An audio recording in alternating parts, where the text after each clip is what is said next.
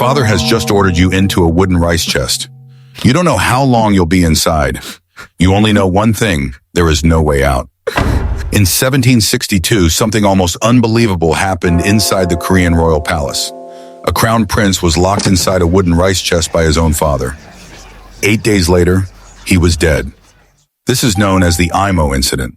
You are that crown prince Sado. From birth, you were destined to inherit the throne. Your father, King Yongjo, expected only one thing from you: perfection. Your behavior, education, even your emotions were tightly controlled. There was no room for mistakes. As you grew older, things began to change. According to historical records, your mental state became unstable. You showed intense fear and sudden anger. You became afraid of getting dressed, and even small discomforts could trigger outbursts. Rumors spread through the palace that you punished, even harmed, the people around you. Some accounts claim attendants died because of your actions. No one can be certain how much of this was exaggerated. But one thing is clear: people began to fear you, and your father began to fear you too. He faced an impossible choice. If he publicly executed you, he would be remembered as a king who killed his own son. If he did nothing, an unstable heir could threaten the entire royal order. So he chose a third option. He ordered you to be locked inside a rice chest, a wooden box used to store grain, small, dark, barely enough space to move. No food, no water, no escape. 1 day passed, then 2, then 3. By the 8th day, you never came out. Afterward, the palace tried to soften what had happened. Years later, your son became King Jongjo. He spent much of his reign trying to restore your reputation and reshape how history remembered you. Even today, historians still argue about the truth. Were you a prince who lost control, or someone broken by the weight of power?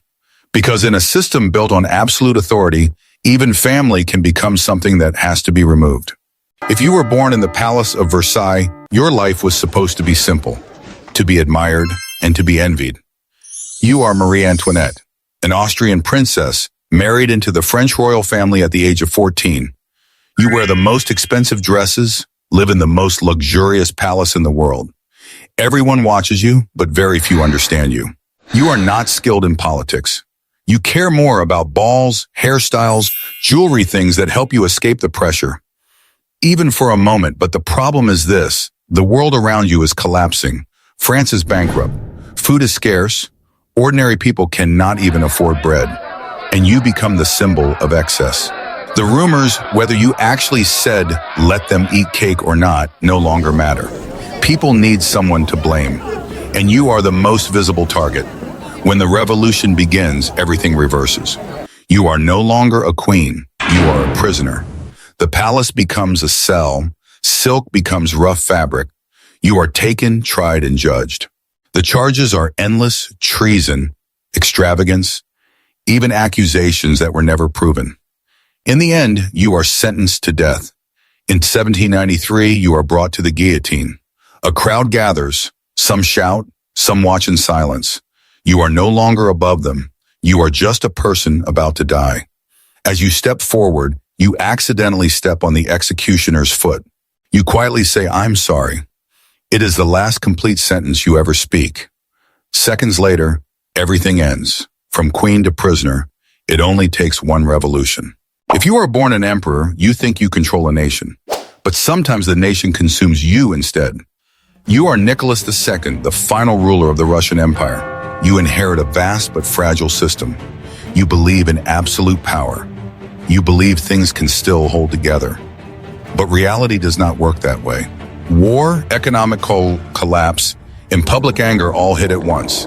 Every decision you make pushes the situation further out of control. You try to hold on, but the system is already breaking. In 1917, you are forced to abdicate.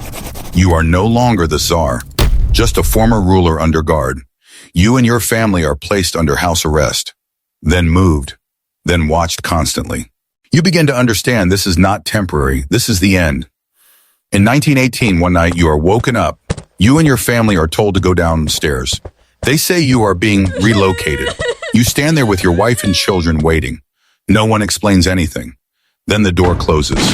Gunshots. It is over in minutes. You, your wife, Your children, none of you survive. A man who once ruled an empire does not even receive a formal trial. History can be very direct. It does not always fade you out. Sometimes it removes you completely.